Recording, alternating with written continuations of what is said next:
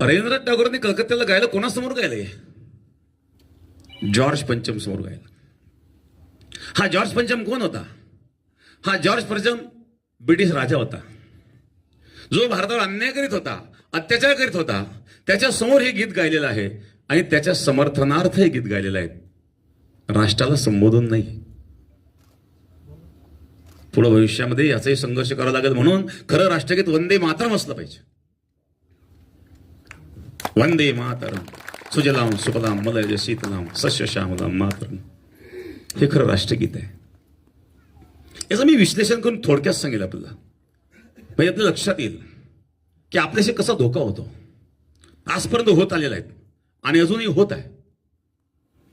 1911चा तो प्रसंग, जॉर्ज पंचमच्या समोर रवींद्रनाथ टागोर उभे आहेत आणि जॉर्ज पंचमची स्तुती गात आहेत.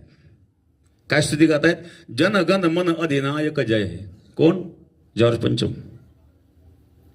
ज्या जॉर्ज पंचमने भारतावर अत्याचार केले, ब्रिटिश जॉर्ज पंचम, त्या जॉर्ज पंचमची रवींद्रनाथ टागोर स्तुती करतायत आणि काय सांगतायत? जनगण मन अधिनायक जय हे. भारत भाग्य विधाता, तुम्ही भारताचे भाग्य विधाता आहात. कोण? जॉर्ज पंचम.